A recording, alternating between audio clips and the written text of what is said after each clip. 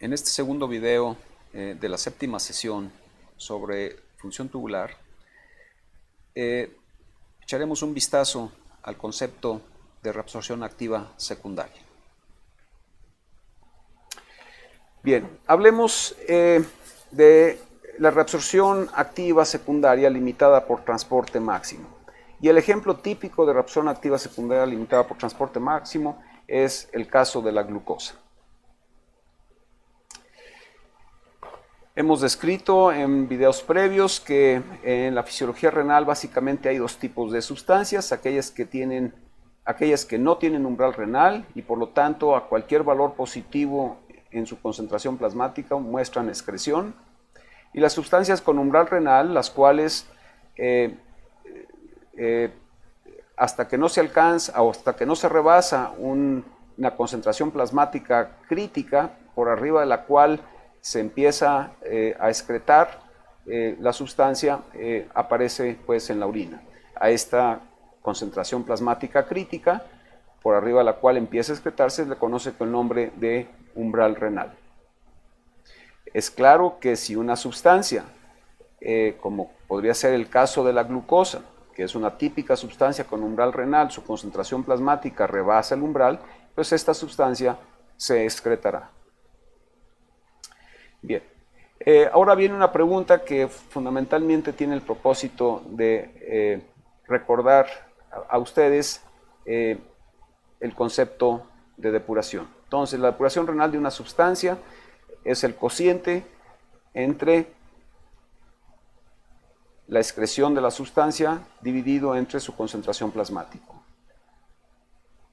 Bien, este concepto de depuración renal ya lo hemos revisado en el caso, por ejemplo, de la depuración de urea, y planteamos que la depuración de urea en este caso sería igual a la excreción de urea, excreción absoluta dividida entre su concentración plasmática, y decíamos que en ese momento que si nosotros graficábamos esta expresión, la excreción de urea debería ir en las ordenadas, mientras que la concentración plasmática debería estar en las abscisas, delta Y sobre delta X, y por lo tanto que la pendiente de esta relación representaría la capacidad funcional renal para manejar urea, o en este caso la depuración de urea.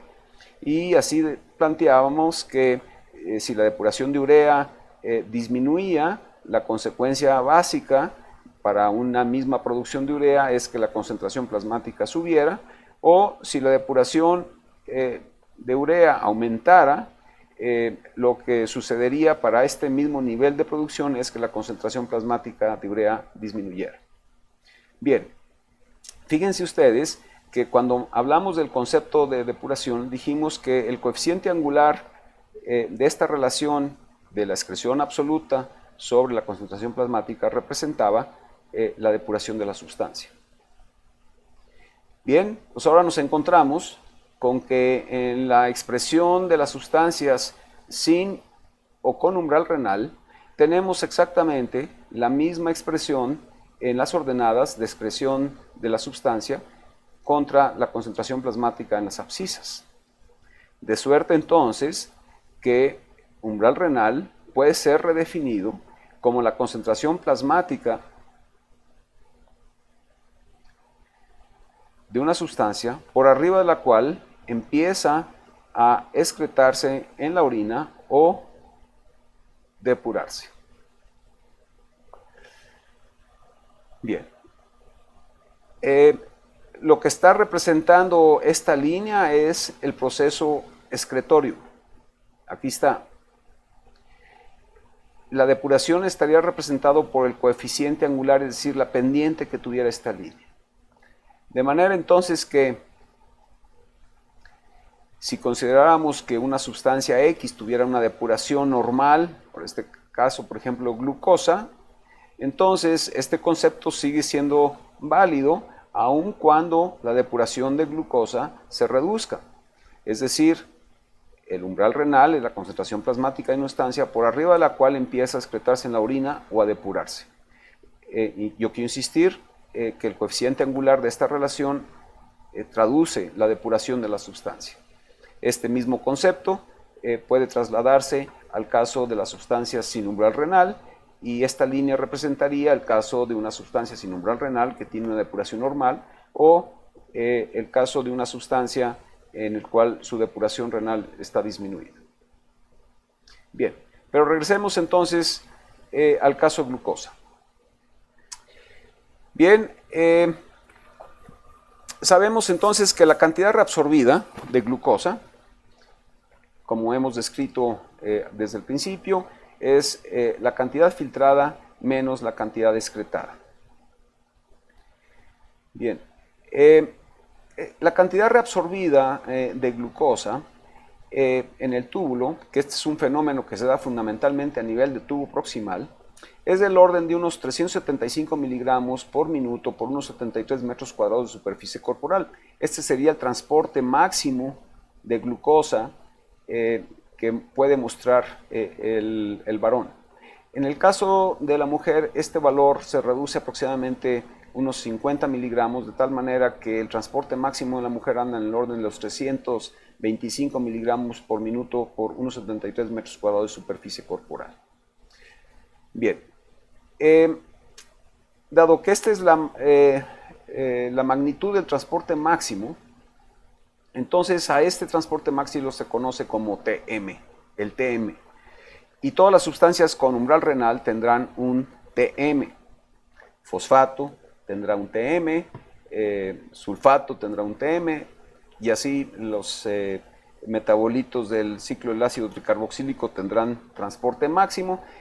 En cada caso será diferente su magnitud, pero el concepto de que tienen un límite en su transporte es el mismo. Ok. Vamos a asumir en principio que la filtración glomerular fuera de 120 mililitros por minuto y que la concentración de glucosa en plasma fuera la normal, es decir, de 1 miligramo por mililitro o 100 miligramos por 100 mililitros. Y entonces podríamos decir que la carga filtrada en este caso serían 120 miligramos por minuto. Y si no aparece nada en la orina o no se excreta en la orina esta glucosa, cuando está esta concentración, decimos que lo que se ha reabsorbido son 120 miligramos por minuto. Lo que quiero decir con esto es que si yo filtro aquí 120 miligramos por minuto, esto está por abajo de la capacidad máxima de reabsorción que tiene el túbulo. Si ahora yo aumento la concentración a 2 miligramos sobre mililitro, es decir, 200 miligramos por ciento, entonces lo que observo es que a esa concentración, teóricamente, no debería tener glucosa excretada, porque resulta que esta carga de 240 está por debajo de la capacidad máxima de transporte que tiene el túbulo, y entonces implicaría que el túbulo no tiene ningún problema en reabsorber estos 240 miligramos por minuto de glucosa. Si ahora voy más allá y aumento la concentración de glucosa de 2 a 3.15, manteniendo la filtración glomerular, entonces la carga filtrada será de 378 miligramos por minuto, y teóricamente este valor de 378 miligramos va a superar en aproximadamente 3 miligramos la capacidad máxima de transporte. Por lo tanto, aparecerían estos 3 miligramos excedentes como la cantidad que se excreta, lo cual pues implica que lo máximo que puede transportar la glucosa aquí serían 375 de estos 378 miligramos que se le presenta tubularmente. Bien, eso es teórico, porque resulta que en la realidad empieza a aparecer glucosa en la orina, es decir, se empieza a excretar cuando la concentración en plasma es del orden de 1.8 miligramos por mililitro. Es decir, cuando la carga filtrada es de tan solo 216 miligramos por minuto, que está muy por abajo del transporte máximo y que teóricamente uno pensaría que no debía excretarse. Sin embargo, la realidad es que ya a una concentración de 1.8 empieza a excretarse una pequeña cantidad de la glucosa. Así las cosas, decimos entonces que la reabsorción de glucosa deja de ser completa antes de que se alcance el transporte máximo. Y la consecuencia de ello es entonces que las curvas de reabsorción y excreción muestran una cosa que se llama bisel o splay. Decimos entonces que el umbral renal para la glucosa sería de 1.8 miligramos por mililitro o de 180 miligramos por 100 mililitros, concentración por arriba de la cual empieza a aparecer glucosa en la orina. Bien, vamos a ir un poco más adelante y a plantear lo que se conoce en la clínica como las curvas de titulación de la reabsorción y la excreción de glucosa. En estas curvas que se construyen experimentalmente o a nivel clínico, lo que se hace en principio es representar en las abscisas la concentración de glucosa en plasma, la cual va a ir siendo modificada paulatinamente.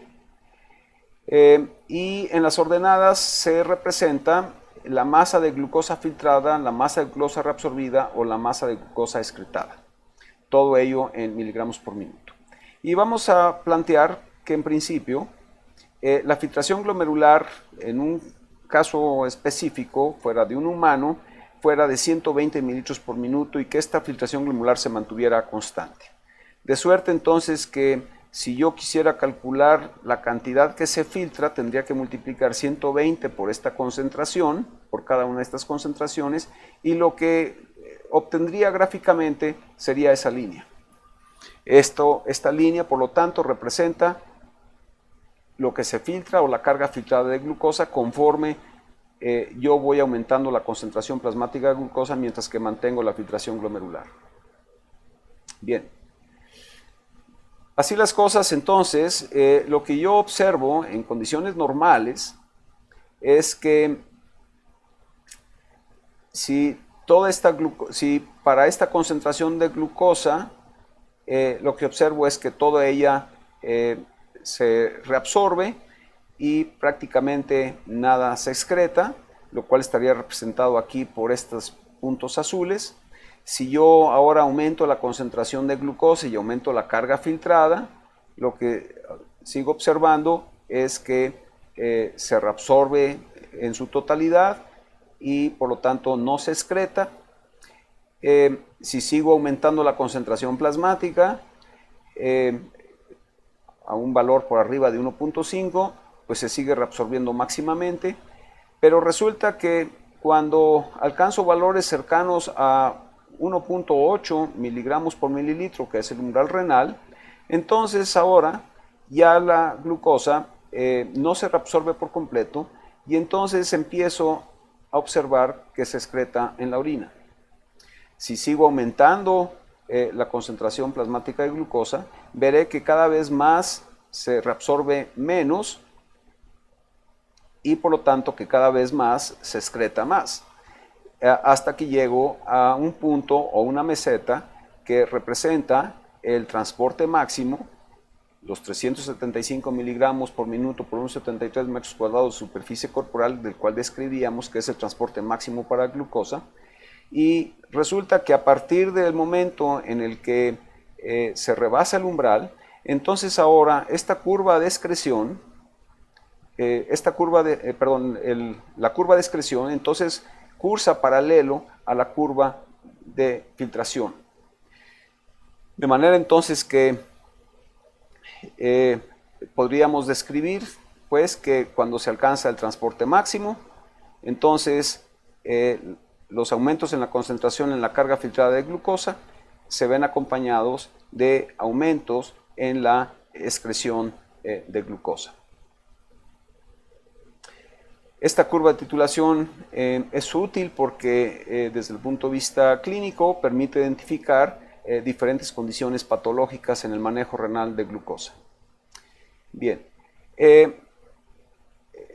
como verán ustedes, la concentración umbral, que es aproximadamente 1.8 miligramos por mililitro, a partir de aquí esto muestra un comportamiento, esta curva, tanto de reabsorción como de excreción, muestran algo que se conoce como el bisel o el splay.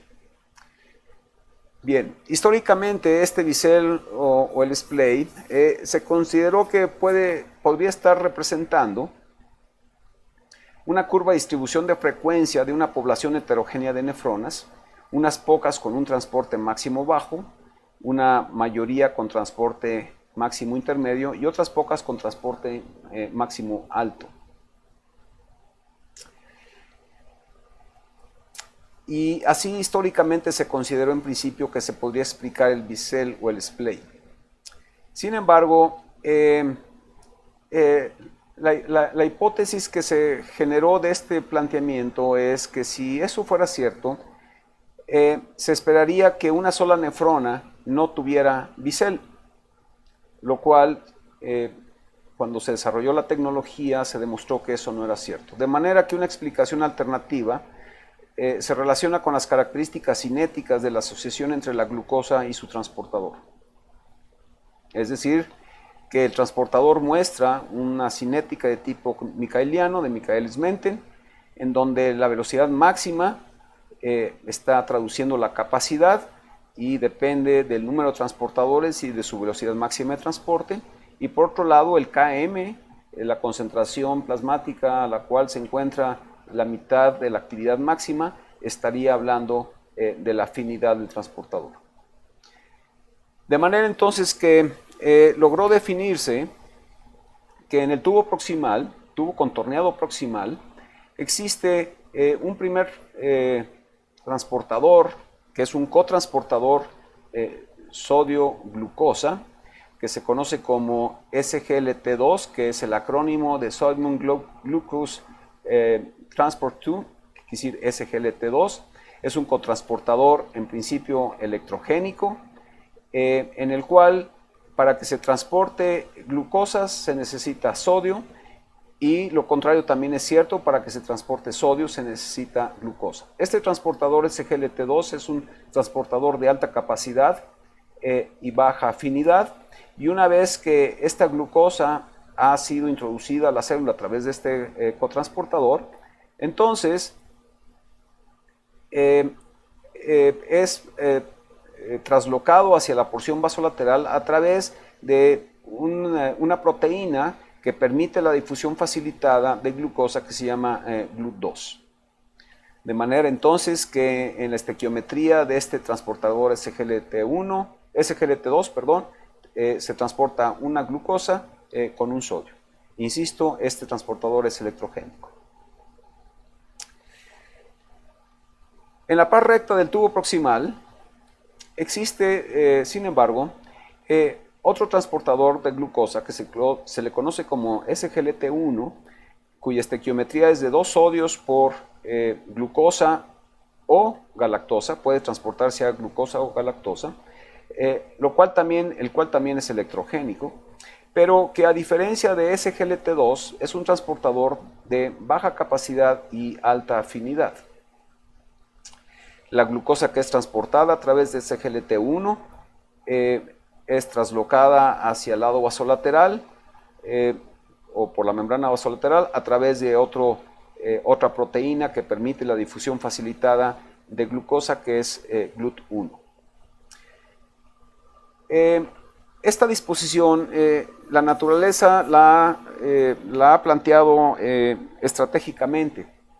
En principio, la carga filtrada de glucosa es visualizada por los transportadores SGLT2, que son de alta capacidad y baja afinidad, de tal manera que estos van a hacer el trabajo grueso de transporte de glucosa, y aquella glucosa que no logró ser transportada por SGLT2 va a ser captada un segmento más adelante, que es la parte recta del tubo proximal, por otro transportador que tiene como característica ser de baja capacidad pero de alta afinidad, es decir que no se le escapa ninguna molécula de glucosa, siempre y cuando no se le abrume. Bien. En fechas recientes, SGLT2, que es el transportador de alta capacidad y baja afinidad, ha readquirido importancia, dado que fue posible sintetizar unas drogas que se conocen genéricamente con nombre de glifosinas, y aquí hay 3 congéneres: la canaglifosina, la dapaglifosina, la empaglifosina, y todas ellas tienen como mecanismo de acción ir a bloquear el transportador SGLT2 y estas drogas entonces han sido puestas a prueba para el manejo de diabetes mellitus. Ya tendremos oportunidad de discutir sobre ellas. Entonces, el bisel, más que representar una distribución de frecuencia de nefronas con diferentes TMs, parece representar entonces una curva de distribución de frecuencias de una población heterogénea de transportadores, primero SGLT2 y luego SGLT1. Ok. Hay un término muy usado en la clínica, que es el término de glucosuria. Lo que eso significa es que tenemos presencia de glucosa en la orina, lo cual habitualmente no debemos de tener. Y la causa más frecuente de glucosuria es el que aumenta la carga filtrada de glucosa por un aumento en la concentración plasmática de glucosa que sobrepasa al transporte máximo normal, condiciones que se dan pues en la diabetes mellitus descompensada. Entonces, un criterio de descompensación de la diabetes es que aparezca glucosa en la orina, es decir, que tengamos glucosuria. Sin embargo, hay otras causas de glucosuria, lo que se conoce como las glucosurias renales. Estas glucosurias renales pueden ser del tipo A, del tipo B o del tipo 0. Las del tipo A y tipo B son benignas y son dadas por mutaciones genéticas que se traducen en que los transportadores no funcionan de manera adecuada, aunque funcionan parcialmente. En contraposición con la glucosuria tipo 0, que es la glucosuria maligna, por una mutación genética en el cual los transportadores pierden su función o de plano no existen. ¿Cómo podemos saber qué tipo de glucosuria renal tiene un paciente en el que se sospecha que podría estar cursando con estos problemas? Bueno, pues haciendo precisamente una curva de titulación de reabsorción de glucosa, y como ustedes verán, aquí estamos graficando la concentración plasmática de glucosa contra la reabsorción de glucosa, y lo que se hace es meter al sujeto a un estudio en el cual las concentraciones de glucosa van a ir aumentando progresivamente porque se le va infundiendo concentraciones crecientes de glucosa, y entonces se observa o se mide cuánta glucosa se reabsorbe. De suerte entonces que en la glucosuria renal, por ejemplo, de tipo A, en contraste con la del tipo B, pues en principio las de tipo A son las de un TM o velocidad máxima baja, mientras que las de tipo B tienen un transporte máximo o una velocidad máxima esencialmente normal. Y es evidente de esta figura entonces que las de tipo A tendrán un umbral renal en principio bajo, mientras que las de tipo B también tendrán un umbral bajo. Y en el caso de las glucosurias de tipo A, su bisel será pequeño, mientras que las del tipo B, su bisel será mucho más grande.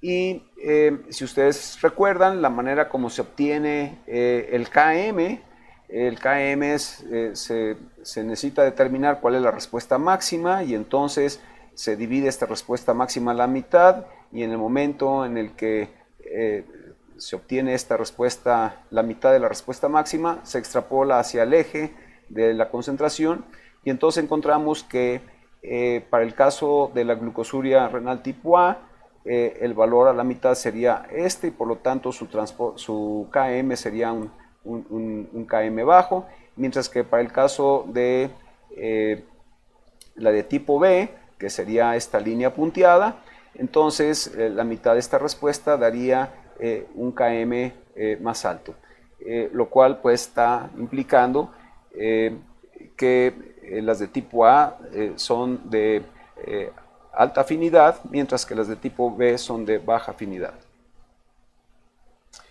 ¿Qué factores modifican el umbral renal para la glucosa? Bien, ya hemos planteado pues que la cantidad reabsorbida es la cantidad filtrada menos la cantidad excretada, que la capacidad máxima de transporte son 375 miligramos por minuto por 1,73. Cabe decir que esta capacidad máxima de transporte puede ser modificada en condiciones patológicas. Hemos planteado también que si la filtración glomerular es de 120 mililitros por minuto y el umbral renal es de 1.8, entonces empieza a aparecer glucosa en la orina con solo una carga filtrada de 216 miligramos por minuto. Vamos a suponer que nosotros ahora selectivamente disminuimos la filtración glomerular a la mitad, sin cambiar las capacidades de transporte máximo. Bueno, ¿qué sucedería ahí si yo bajo la filtración glomerular a la mitad? Para alcanzar este valor de carga filtrada, necesitaría en principio duplicar la concentración plasmática. Es decir, necesitaría duplicar de 1.8 a 3.6 para tener 216 miligramos por minuto, carga filtrada que si no se ha modificado el transporte máximo, daría lugar a que se excretara una pequeña cantidad de glucosa. Entonces, la disminución aislada de la filtración glomerular, y yo quiero insistir, estoy disminuyendo solo la filtración de manera aislada sin modificar la capacidad de transporte máximo, lo que hace es que aumenta el umbral, es decir, la concentración plasmática por arriba de la cual empieza a aparecer glucosa en la orina pasa de 1.8 a 3.6. Entonces, la disminución aislada de la filtración glomerular aumenta el umbral renal. Ok, hay condiciones, por ejemplo, la expansión de volumen de líquido extracelular que se induce por infundir solución salina, que lo que hace en principio es deprimir el balance glomerulotubular, lo cual se refleja en que disminuye la reabsorción de sodio en tubo proximal, y si disminuye la reabsorción de sodio en tubo proximal, eso implica que estoy disminuyendo el cotransporte sodio-glucosa. Ya decíamos que este cotransportador, para que se transporte el sodio a favor de gradiente, se necesita glucosa, y para que se transporte glucosa se necesita sodio también. De manera entonces que si yo disminuyo el transporte de uno, se disminuye el transporte de otro. El gradiente de sodio, quizás no lo mencioné, está dado por la presencia de una bomba sodio-potasio ATPasa en el lado vasolateral. De manera que cuando yo expando el volumen líquido extracelular, lo que observo es que el transporte máximo se ve disminuido, y si el transporte máximo se ve disminuido, entonces el umbral renal para la glucosa se ve también disminuido. Las glifosinas que ya mencionamos, lo que hacen es disminuir el cotransporte sodio-glucosa, esos disminuyen el transporte máximo y por lo tanto el umbral renal para la glucosa disminuye, es decir, que de ser normalmente 1.8 puede ser de 1.5, 1.2 o 1 miligramo por mililitro. Ok. Vamos a ver cuál es el efecto que tiene la concentración plasmática de glucosa sobre la depuración de glucosa. Ya hemos planteado que la depuración de glucosa es menor que la depuración de inulina, lo cual significa que la glucosa, aparte de ser filtrada, es reabsorbida. Bien, si ahora nosotros graficamos la depuración de inulina y de glucosa en las ordenadas y la concentración plasmática de glucosa en las abscisas, y graficamos aquí la depuración de inulina, el clearance de inulina, que es un índice de la filtración glomerular, pues podríamos tener aquí una línea horizontal que estuviera representando la depuración de inulina, 125 mililitros por minuto. Bien, sabemos entonces que a concentraciones de glucosa por debajo del umbral, pues esta glucosa no es excretada y por lo tanto no es depurada. Pero conforme va uno aumentando la concentración plasmática de glucosa, entonces la excreción aumenta y la pendiente de esto y la pendiente de esta expresión entre la depuración y la concentración, que habla de la depuración, se va a ir modificando. Al principio es elevada, luego va a ir bajando, va a ir bajando, va a ir bajando, va a ir bajando, va a ir bajando. Y la depuración va a ser cada vez menor conforme aumenta la concentración plasmática de glucosa, pero si uno continuara subiendo esta concentración, veríamos que esta curva de depuración esencialmente tendría un comportamiento asíntota, de una asíntota, de manera que la depuración de glucosa nunca va a ser igual a la depuración de inulina.